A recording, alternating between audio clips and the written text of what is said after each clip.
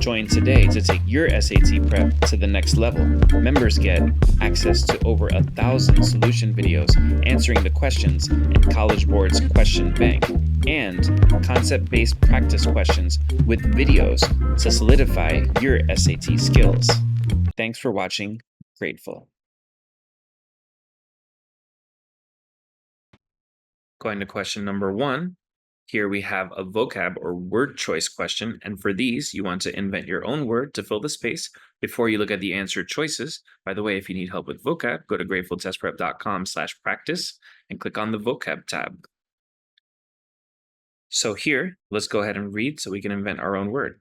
In the early 1800s, this scholar created the first script or writing system for an indigenous language in the United States. Because it represented the sounds of spoken Cherokee so accurately, his script was easy to learn and thus quickly achieved blank use. By 1830, over 90% of the Cherokee people could read and write it.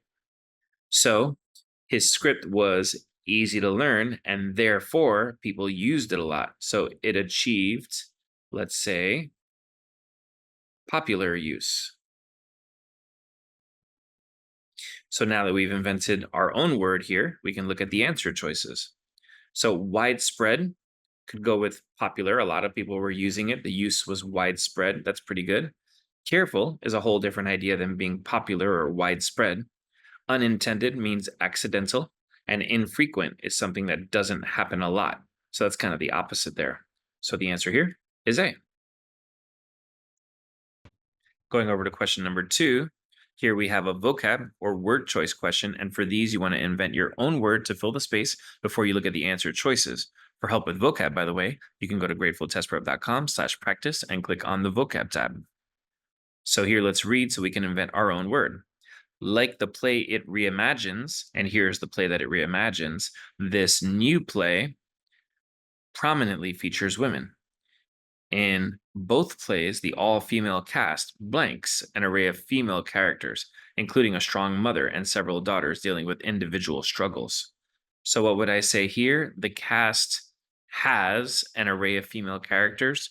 Maybe even the cast features, since it's a performance, an array of female characters. By the way, what's an array? It's like a wide range of things. There's a wide range of female characters, including the mother and the several daughters. So let's look at the answer choices now. To engulf is to swallow. So that doesn't really make sense. Like an ocean might engulf something, or a tornado might engulf something. To encourage is to give encouragement. That's really different than just featuring something. To comprise is kind of like to populate or fill. So a group might be comprised of something. And here, the cast is comprised of an array of female characters. So that might work. And to provoke is kind of to trigger something or someone to do something, like maybe trigger to provoke someone to want to argue or fight. So the only answer that works here is C, comprises. Going over to question number 3 now.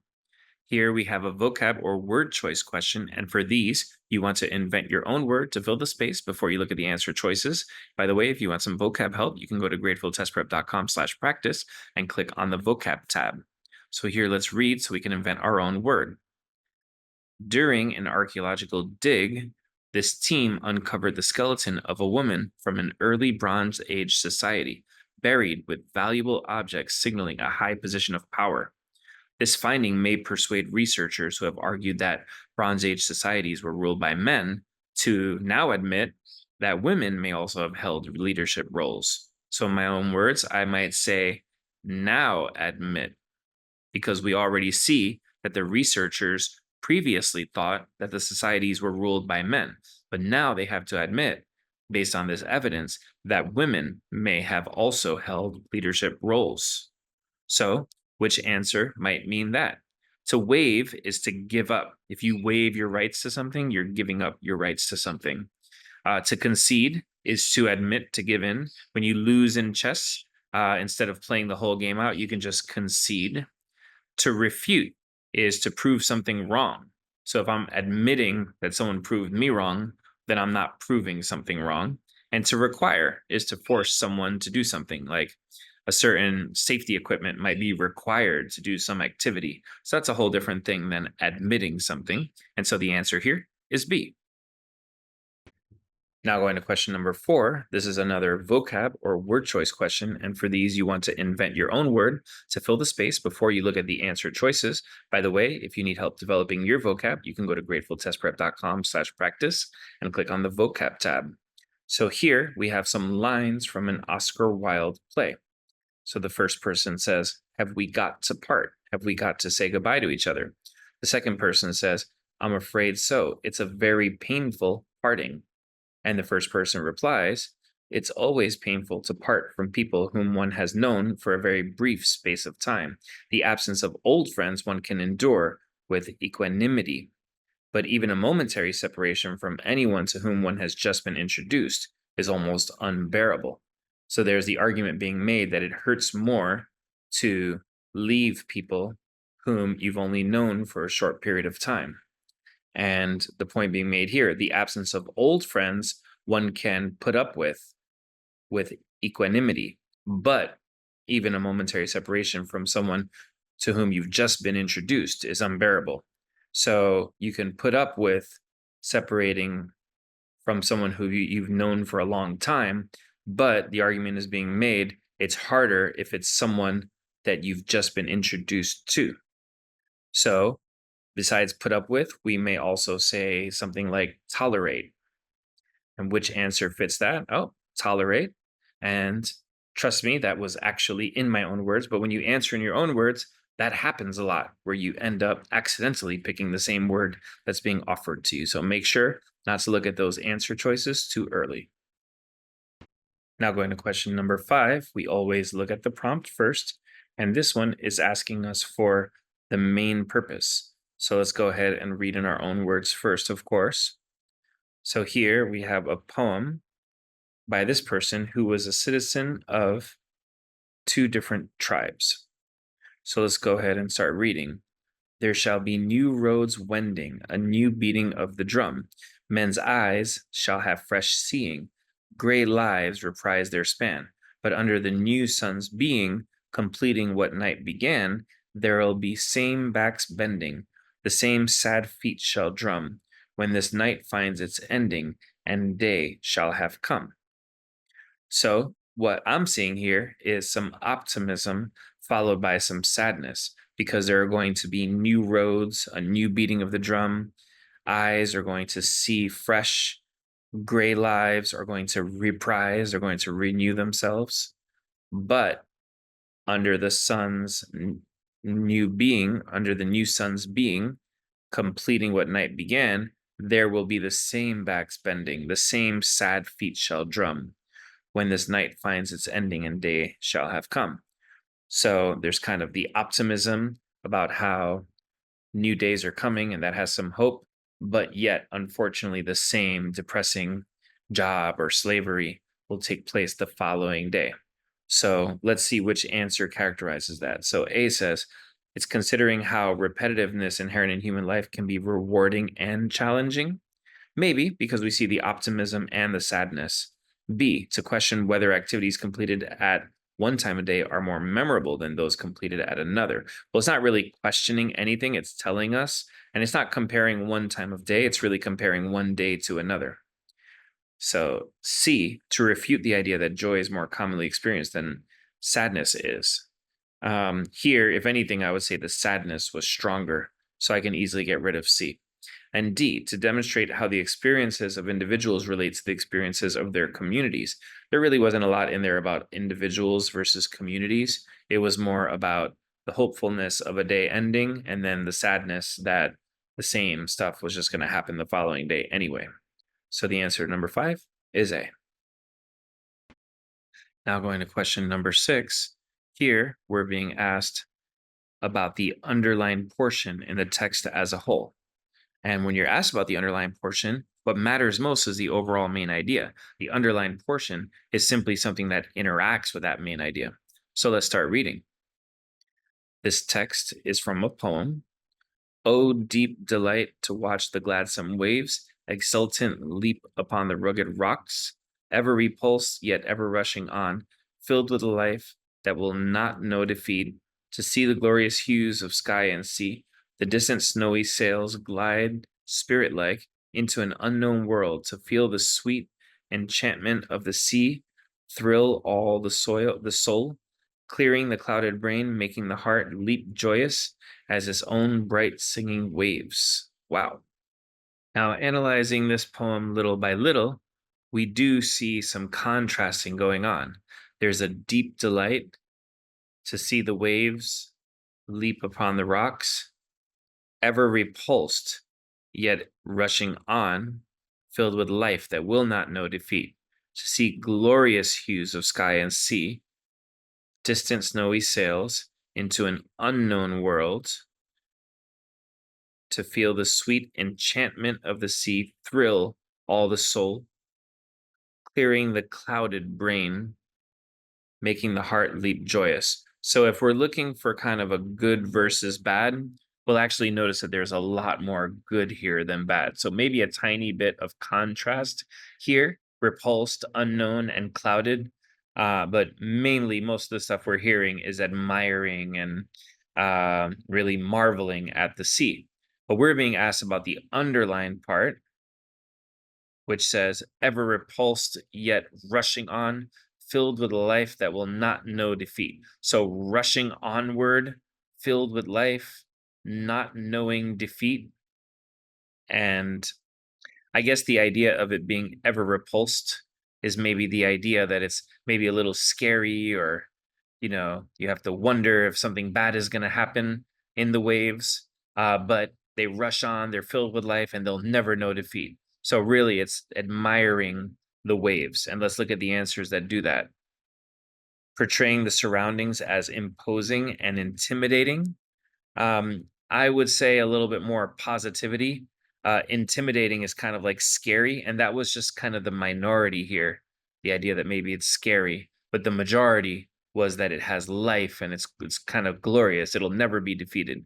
So imposing and intimidating have kind of more of a negative tone.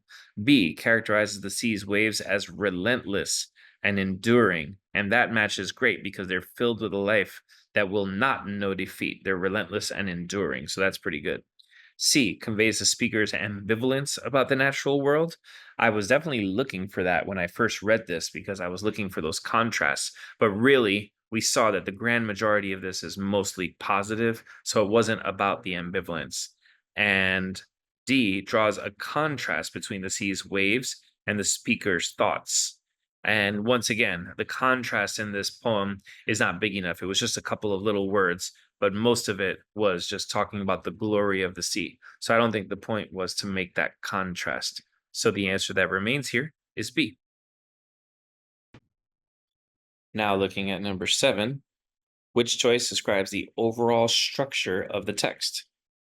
I would say this is just another way to ask whether we understood the main idea. So let's go ahead and try to find that. So here we have the text that's adapted from a novel. The two people are neighbors who have been secretly exchanging letters through the female person's sister. So the sister gave the letter to Charlotte, who immediately ran into the balcony with it, where she still found Rinaldo in a melancholy posture, leaning his head on his hand.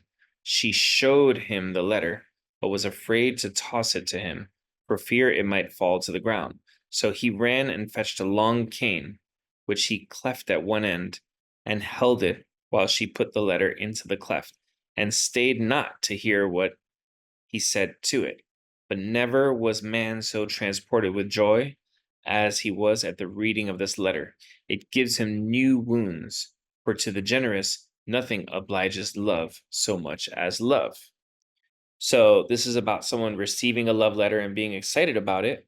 But the question is, are there mixed feelings or not? Because there was a mention of new wounds. It gives him new wounds. But it explains that by saying, because to the generous, nothing obliges love so much as love. So it's not saying that he's wounded by this, it's saying that he's vulnerable. It gives him new wounds because he's a generous person and he's getting love. And I guess it's saying that it makes him feel emotionally open. So let's start looking at the answers now.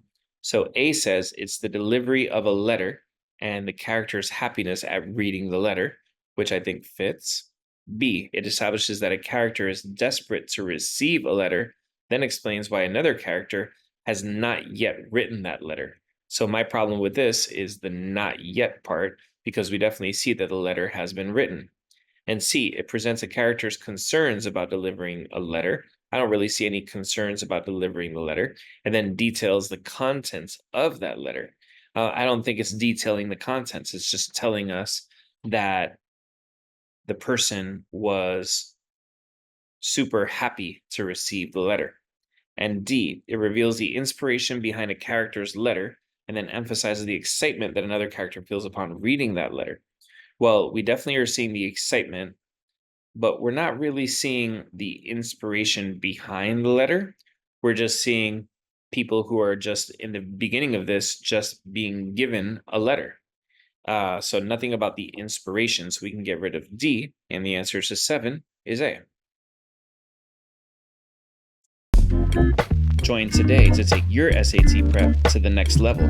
Members get access to over 1,000 solution videos answering the questions in College Board's question bank and concept-based practice questions with videos to solidify your SAT skills. Thanks for watching. Grateful.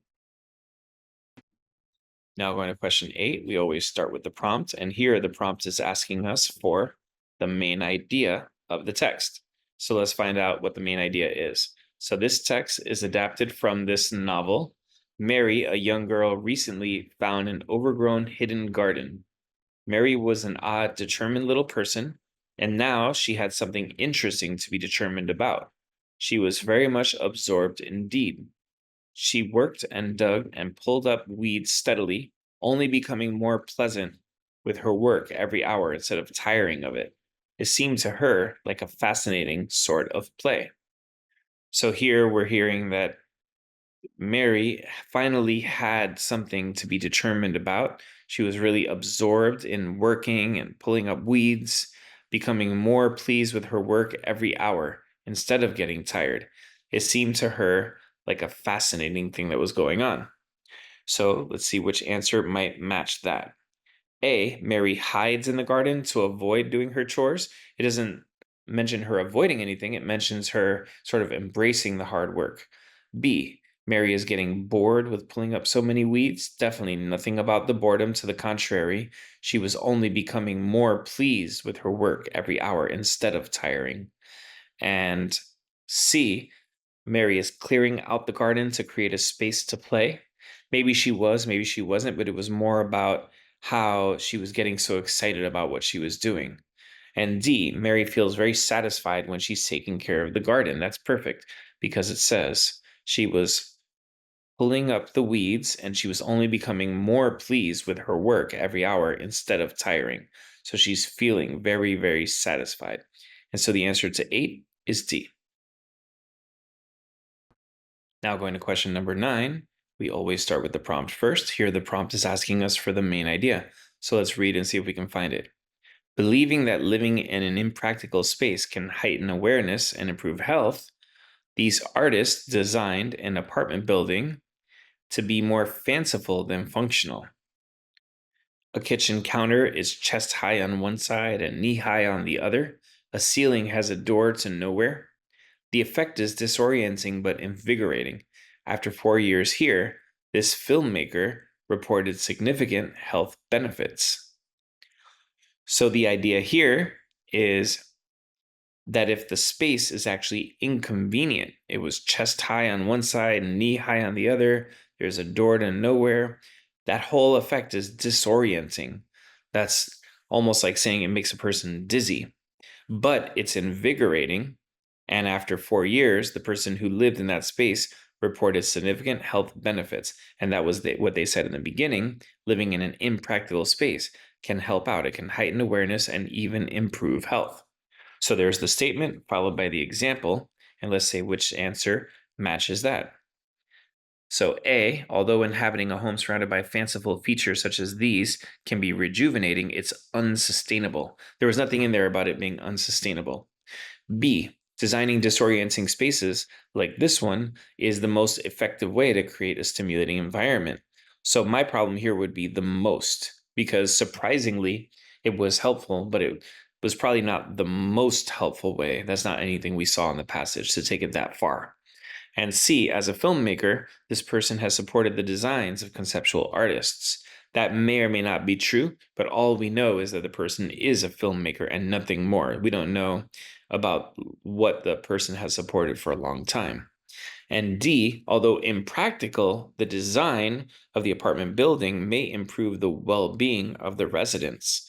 Well, that is definitely true because it did exactly that for the one resident that was in there so far.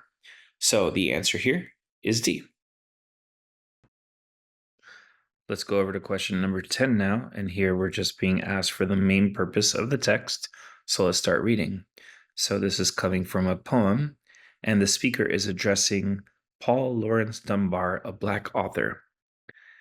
Thou, with stroke of mighty pen, hast told of joy and mirth, has read the hearts and souls of men as cradled from their birth. The language of the flowers, thou hast read them all, and even the little brook responded to thy call. So we know that this person is using a pen, a writer, to tell about joy and mirth, whatever that is, and he's read the hearts and souls of men. So this person can tell what's going on deeply inside of people as they were cradled from their birth. So that's even deeper if you know what someone was like since their birth. In addition to people, the language of the flowers, this person has also read those, and even a brook. By the way, what is a brook? It's like a little stream, like a really small river. And so this person has responded to the call of people and also nature. And which answer says that? So look at A, to praise a writer for being perceptive regarding people and nature. That's perfect. B, to establish that a certain writer has read extensively about a variety of topics. The only two topics we're seeing are people and nature, so I wouldn't call that a wide sort of variety. C, to call attention to a writer's careful and elaborately detailed writing process. We're not seeing anything about the writing process here. And D, to recount fond memories of an afternoon spent in nature with the writer. There's no sign that this person actually sat in nature with the writer. So the answer here is A. Now we're going to question 11. Always start with the prompt. Which quotation most effectively illustrates the claim? And what is the claim? So let's start reading. To You is a poem. In the poem, Whitman suggests that he deeply understands the reader, whom he addresses directly. So we're looking for the idea that the writer feels like he deeply understands the reader. So look at the answer choices now. A, your true soul and body appear before me. That might be, I deeply understand you, if your true soul and body appear before me. B, whoever you are, now I place my hand upon you that you be my poem. So this is just saying, I'm writing a poem about you. I'm placing my hand upon you so that you can be my poem. I don't see anything about deep understanding there. C, I should have made my way straight to you long ago. That's an expression of regret. I should have gone toward you long ago. And so that's just not what we're looking for. We're looking for the idea that the writer deeply understands the reader. And D, whoever you are, I fear you're walking the walk of dreams. You're walking the walks of dreams. And I don't really see anything about a deep understanding. I just see, I fear that this is what's going on with you, but not anything about that being a deep understanding. So we can go ahead and pick answer choice A here. Going to question 12 now, we're looking for data that supports the researcher's claim. And what is the researcher's claim? Let's go ahead and find out. So, a group of researchers working in different countries conducted a study to determine how quickly different languages, Eurasian languages, are spoken and how much information they convey. They found that although languages vary widely in the speed at which they're spoken, the amount of information languages can effectively convey tends to vary much less.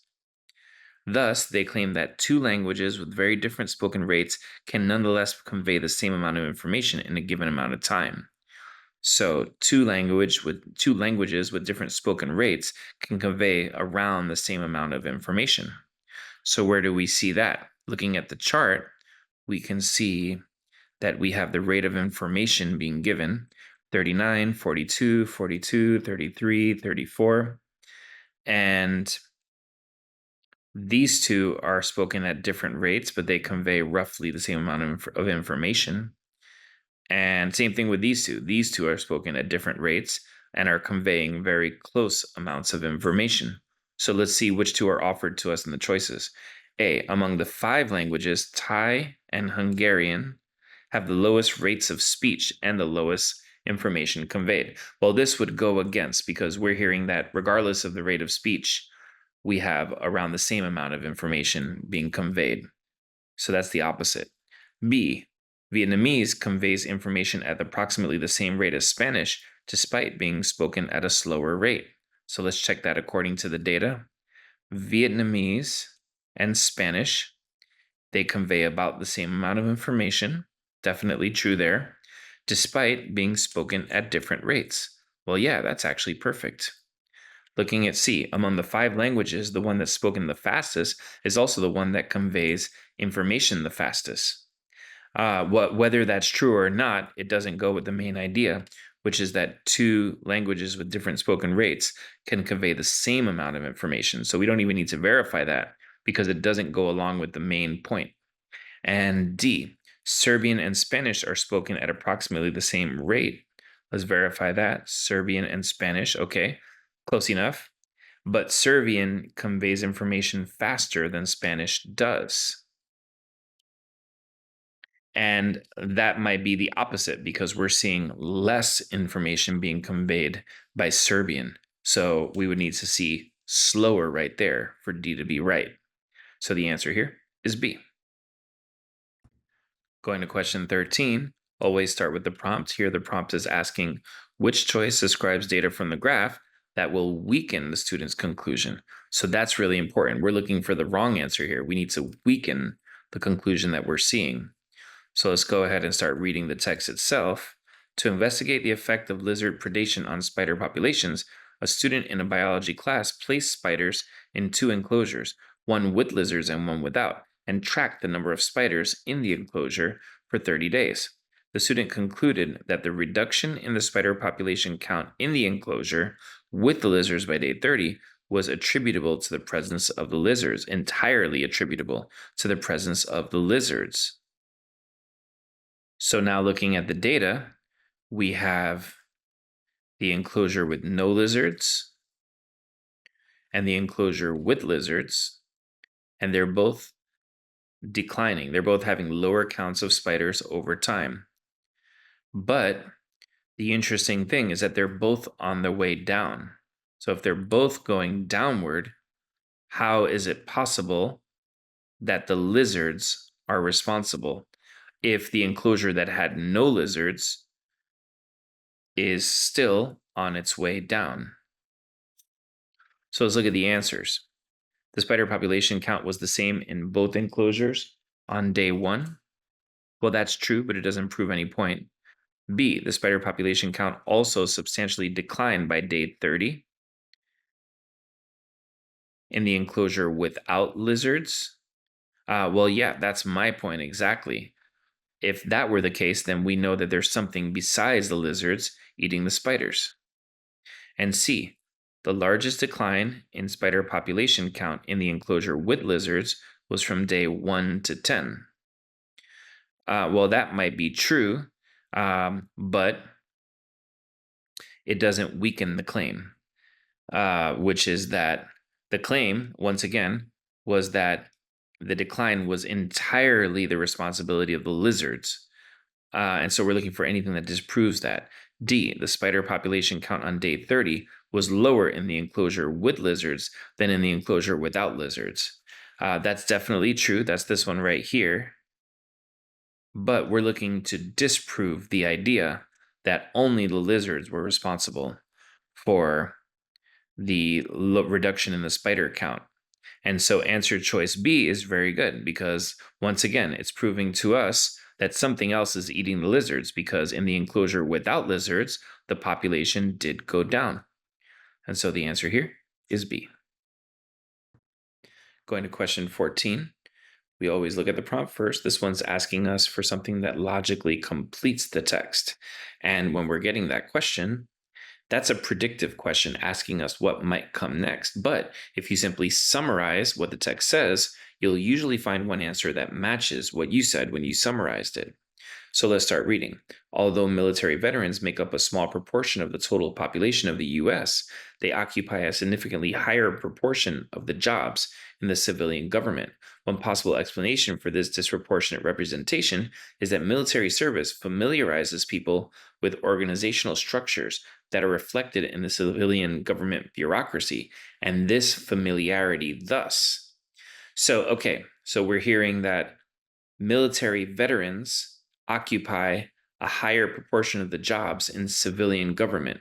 And the explanation is that they're already familiar with those types of organizational structures. And this makes them, maybe in my own words, I might say, makes them a better fit.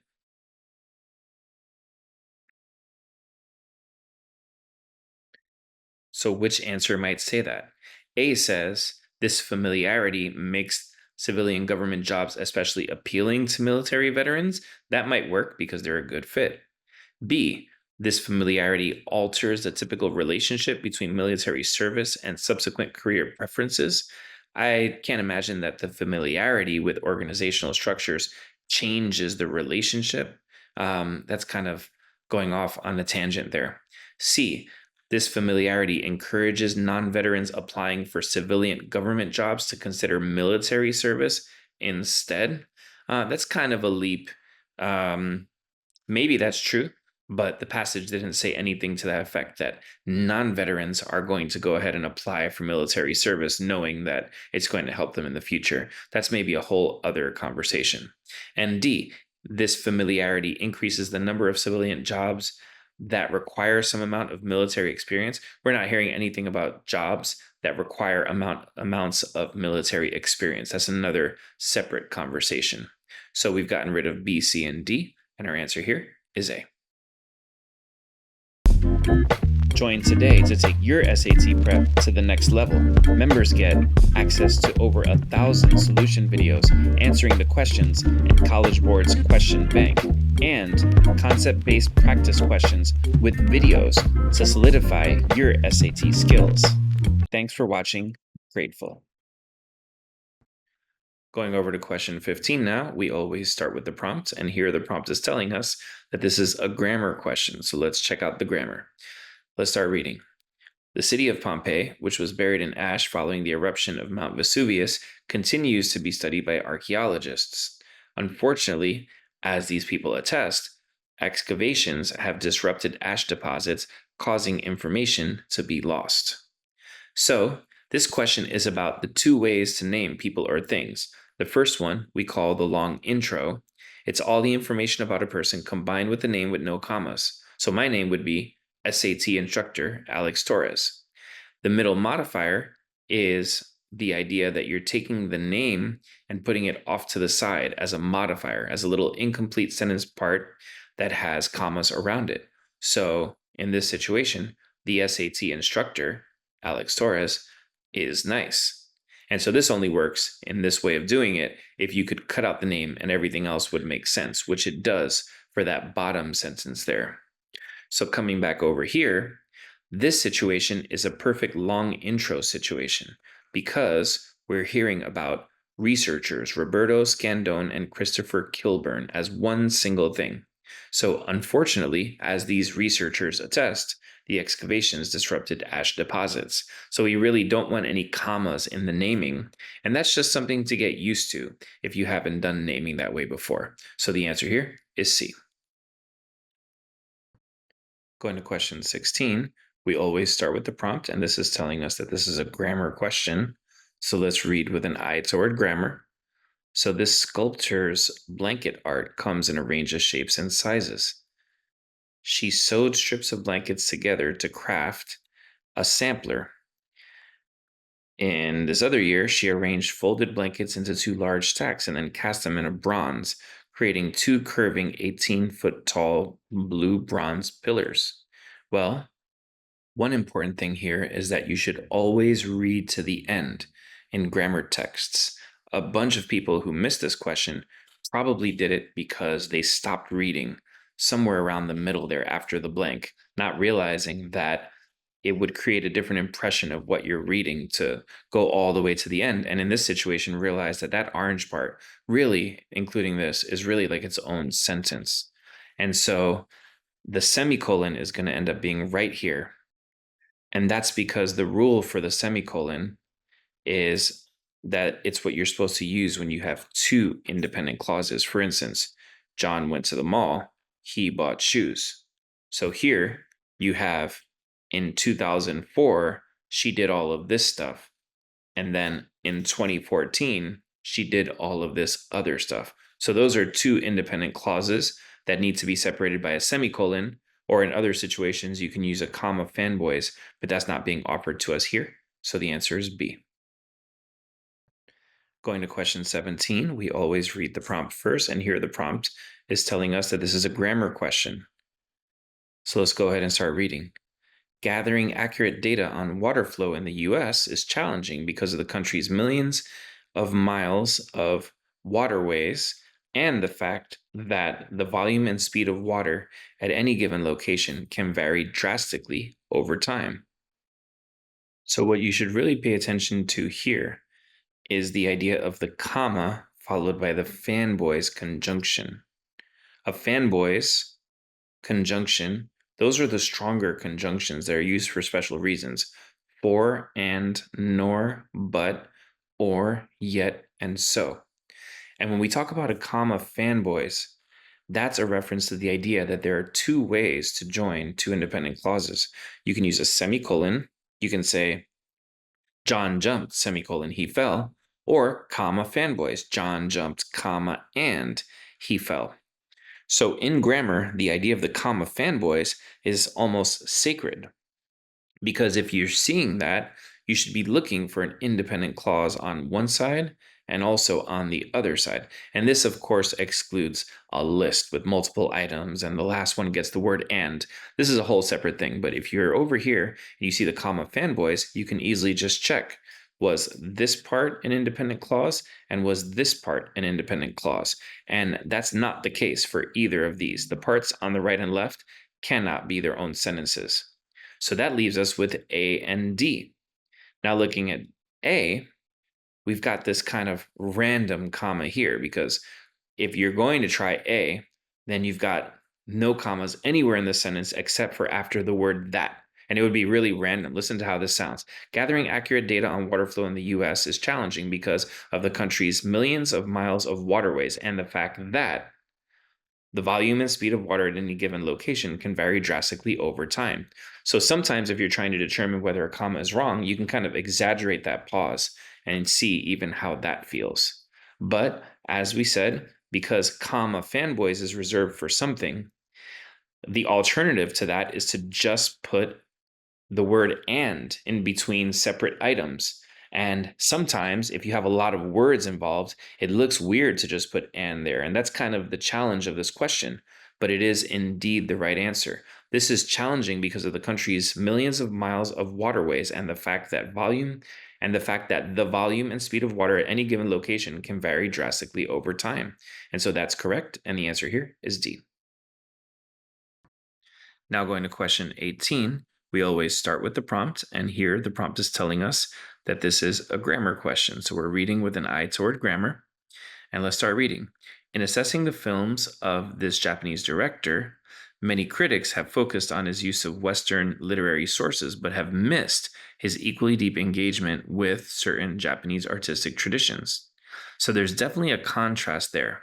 The critics have focused on one thing, but they have missed his equally deep engagement with something else. So we definitely want a contrast. We definitely want the word but in there. And we can get rid of the two that just kind of ignore the contrast. So that brings us down to A and C. Now, one of the main differences with C is it starts with there are. And is it a big deal to start that way or not? And I would say the answer is yes. And that's because of something we jokingly refer to as the LeBron James rule. So, a little background before we talk about this rule.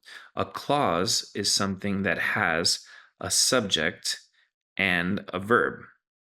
For instance, if we said, John jumped. Jumped is the verb, and John is the one who did the verb, the subject. A modifier, on the other hand, is something that's missing the subject, the verb, or both. Now, if a sentence starts with a modifier that's missing its subject, then the subject must lead the second part of the sentence. So here's an example of that. After leading Miami to 2 championships, that's a modifier missing the subject because we feel that someone's being spoken about, but we don't know exactly who because it's not named yet. After leading Miami to 2 championships, LeBron moved back to Cleveland. So because there's some suspense in the green part, we're talking about someone without naming the person. The name of the person needs to start the second part of the sentence. And so that would be the problem with C here, because we're hearing in assessing the films of this Japanese director. Who is assessing the films of the Japanese director? Many critics. So it's a lot stronger in this situation to pick A than to pick C, which would say there are many critics. It just weakens the whole idea that we should be naming who we're talking about in the beginning of the second part of the sentence. So the answer here is A. Now going to question 19, we always start with the prompt, and here the prompt is telling us that this is a grammar question. So let's read with an eye toward grammar. Joshua Hinson, director of the Language Revitalization Program of the Chickasaw Nation in Oklahoma, helped produce the world's first indigenous language instructional app, Chickasaw Basic, in 2009. An online television network, Chickasaw TV, in 2010, and a Rosetta Stone language course in Chickasaw in 2015. So here we have a list, and I use colors to separate the 3 items in the list. What's really going on here is that we have the idea of a list separated by semicolons. So for instance, my favorite teams are the Celtics, who won the championship in 2024, the Nuggets, who won it in 2023, and the Bulls, who haven't won it in a long time. Now, you use this when one or more of the items in the list themselves have commas, like my example here. And the answer that is separating them appropriately here is C, because we have in green, Chickasaw Basic in 2009, or actually starting earlier, the world's first indigenous language instructional app, Chickasaw Basic, in 2009. In orange, an online television network, Chickasaw TV, in 2010. And in purple, a Rosetta Stone language course in Chickasaw in 2015. So this is a little easier because each item in the list has commas, but also be ready for a situation where maybe only one of the list items has a comma. But the answer here is C. Now going to question 20, let's start with the prompt, which is telling us that this is a grammar question. So we're going to read with an eye toward grammar. And let's start. A group of ecologists led by this person examined the defensive responses of 2 varieties of the sweet potato plant. TN57, which is known for its insect resistance, and TN66, which is much more susceptible to pests. So if we review the rules for semicolon, colon, and long dash, the colon is the one that works here because the first part is an independent clause, something that could be its own sentence, and the second part is anything that describes the first part. For instance, there was only one thing Scooby could do: run. The important word here is anything, because the second part can be anything, a single word or a full independent clause. Here it is a list, which is actually more common. So the group of ecologists examined the defensive responses of 2 varieties of the plant, the blue variety and the purple variety. So this is a perfect colon situation, and the answer here is D. Going over to question 21, we always start with the prompt, and here the prompt is asking us for the most logical transition word. And for transitions, you want to invent your own word before looking at the answer choices. That forces you to more deeply understand what you're reading. So let's start. When in the 1800s, geologists first realized that much of Earth had once been covered by great sheets of ice, some theorized that the phenomenon was cyclical, occurring at regular intervals. Each ice age is so destructive, though, that it largely erases the geological evidence of its present predecessor. Finally, we hear geologists were unable to confirm the theory of cyclical ice ages until the 1960s. And the relationship we're seeing here is kind of a cause and effect because we're hearing that the ice ages are so destructive that they largely erase the evidence of the predecessors. Because of that, geologists were not able to confirm their theory until very late, the 1960s. So I'm looking for a therefore here because it really does seem that the orange part is causing the purple part. And hence is kind of like a therefore, so that should be good. Moreover is like furthermore or in addition, which is not what we're looking for here. Nevertheless is for contrast, which we're not looking for. And next is for chronology, for something that literally happens next. So because hence is like a therefore, we'll pick answer choice A here. Join today to take your SAT prep to the next level. Members get access to over 1,000 solution videos answering the questions in College Board's question bank and concept-based practice questions with videos to solidify your SAT skills. Thanks for watching. Grateful. Now going to question number 22. The questions that have these bullet points here are called rhetorical synthesis questions. For these, you first want to find out what you're supposed to be looking for. The prompt will be very specific on these. And then, if more than one of those answer choices that they're giving us fits the description, then you can use the data, the bullet points, to find out which choice is better. So here, we're hearing that the student wants to compare the lengths of the two rail tunnels. So if there's a choice that doesn't do that, we won't pick it. So A, some of the world's rail tunnels, including one tunnel that extends from Folkestone, England, to this location in France, are longer than 30 miles. So here we're not seeing a comparison of the two lengths. We're only hearing that some of them are longer than 30 miles. B, the Seacon tunnel is roughly 33 miles long, while the slightly shorter Channel tunnel is about 31 miles long. That sounds pretty good. We're getting a nice comparison of the lengths of the two rail tunnels. C, the Seacon tunnel, which is roughly 33 miles long, connects the Japanese islands of this one and that one. Here we're only getting the length of one of the tunnels. We need a comparison of both. And D, both the Seacon tunnel, which is located in Japan, and the Channel tunnel, which is located in Europe, are examples of rail tunnels. No comparison of the length of the tunnels. So here we can easily pick B, and we never had to look at the data. That doesn't always happen, but sometimes it does. Now going to question 23, here we have a rhetorical synthesis question when you see these bullet points. And for these questions, you should first look in the prompt to find out what you're supposed to be looking for. If more than one answer choice fits that description, use the bullet point info to find out which choice is better. So let's do that. So the prompt here is telling us the student wants to specify the reason that the Pleiades appearance changed. So if there's an answer that doesn't do that, we'll get rid of it. So A, ancient Native American and Australian Aboriginal cultures describe the Pleiades, which was referred to in Greek mythology as the Seven Sisters, as having 7 stars. We don't really see anything about why the appearance changed. B, although once referred to as the Seven Sisters, the Pleiades appears to have only 6 stars today. Well, that's a change. It only has 6 stars, but it used to have 7. So that's pretty good. C, in the time since ancient cultures described the Pleiades as having 7 stars, 2 of the cluster stars have moved so close together that they now appear as 1. This is also describing a change. So that's pretty good as well. And D, the Pleiades has 7 stars, but 2 are so close together that they appear to be a single star.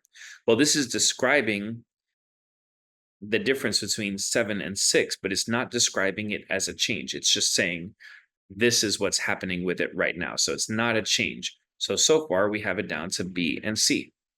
Now, just looking at B and C, I can already tell that C is better because when we read in B that it says, although once referred to as the seven sisters, that takes a little inference to realize that those are seven stars. So it's not actually telling us that there were seven stars before and now it looks like six. Whereas C goes the extra mile and says, in the time since the cultures described it as having seven stars, two of the clusters have moved so close together that they now appear as one. So this is really giving us a more well-described description of why the appearance has changed over time. And so once again, without looking at the bullets, we were able to pick C. This doesn't always happen, but a lot of the time you can focus more on the answer choices here. Now going to question number 24. When you see these bullet points, you know that it's a rhetorical synthesis question. And for these, you should first look in the prompt to find out what you're supposed to be looking for. If more than one answer choice fits that description, then you can use the bullet point info to differentiate between the two. So the prompt here is telling us the student wants to emphasize the fossil's significance. The student wants to tell us why this fossil is so important. So any answer choices that don't do that, we can get rid of them. So A says, this researcher's fossil has the skull and teeth of a seal, which, like sea lions and walruses, is a pinniped. So just a lot of details about the fossil in the category, but nothing about why it's so important. B, pinnipeds are descended from four-legged land-dwelling carnivores. A fossil that resembles both was recently found. Once again, this is telling us what happened, but not necessarily emphasizing the importance, the significance. C, having four legs but the skull and teeth of a seal, the rare fossil, rare is important, illustrates an early stage in the evolution of pinnipeds from their land-dwelling ancestors. So that definitely gives us more significance because it's rare and it's illustrating a stage that we kind of need evidence of in the fossil record. And D, a transitional fossil was recently found by this paleontologist. Well, it's probably true that transitional fossils are important, but choice D is not explaining to us that that's significant. So we already know before we get to look at the answer choices, before we get to look at the bullet points, that answer choice C is going to be right here. Now going to question 25. When you see these bullet points, you know it's a rhetorical synthesis question. And for these, you should first look to the prompt to find out what you need. If more than one answer choice fits that description, then you can use the bullet point info to find out which choice is better. So here, what do we need? The student wants to emphasize a difference between the two portraits. So any answer choice that doesn't do that, we can get rid of it. So A says, the portraits of these people were both completed in the early 2000s. We're hearing a similarity here, not a difference. B, Enriquez has completed portraits of numerous Mexican Americans, including sculptor Luis Jimenez and writer Rodolfo Anaya. So I'm not really seeing any difference between the two portraits here. C, while both are by Enriquez, the 2003 portrait of Jimenez is a painting and the 2016 portrait of Anaya is a drawing. So that's a difference. One is a painting, the other is a drawing. D, Jimenez was a Mexican-American sculptor and Anaya was a Mexican-American writer. Here we're seeing the difference between their careers, not the difference between the portraits themselves. So the answer here very clearly is C. Now we're going to question 26. This is a rhetorical synthesis question, we can tell because of all the bullet points. And for these, you should first look to the prompt to find out what you need. If more than one of the answer choices fits that description, then use the bullet point info to find out which choice is better. So what is it we need here? Here, the student wants to emphasize the role a misconception played in the naming of a place. So let's find out which answers are doing that. A says, the novel featured a fictional island known as California. So nothing about a misconception in there. B, to the south of the U.S. state of California lies Baja California, Lower California, originally called California after a fictional place. I'm not seeing a misconception there at all. C, in the 16th century, Spanish explorers learned of a peninsula off the west coast of Mexico and called it California. So in C, we're just kind of getting the facts of what happened, still not really seeing a misconception. And D, thinking it was an island, that's the misconception. Spanish explorers called a peninsula California after an island in a popular novel. So, because we see the misconception, and that led to them calling it California after an island, even though it wasn't an island. So this is perfect according to what we're searching for, and the answer here is D. Now going to question 27, when we see these bullet points, we know it's a rhetorical synthesis question. And for these, you should first look to the prompt to find out what it is you're looking for. If more than one answer choice fits that description, then use the bullet point info to find out which of those choices is better. So what is it we're looking for here? The student wants to emphasize a similarity between the two paintings. So let's see which ones do that out of the answer choices. Monkman, a Cree artist, finished his painting in 2019. Lutz, a German-American artist, completed his in 1851. So if anything, we're getting a difference here because we have the two different years. B, although Monkman's painting was inspired by Lutz's, the people and actions the two paintings portray are very different. So we're really seeing a difference here, definitely not emphasizing a similarity. C, Lutz's and Monkman's paintings are both huge, measuring this many inches and this many, respectively. So they're both huge, and that is indeed a similarity. And D, Lutz's painting depicts Revolutionary War soldiers, while Monkman's depicts indigenous people and refugees. Well, that's another difference while we're looking for a similarity. So the answer here is C. Join today to take your SAT prep to the next level. Members get access to over 1,000 solution videos answering the questions in College Board's question bank, and concept-based practice questions with videos to solidify your SAT skills. Thanks for watching. Grateful.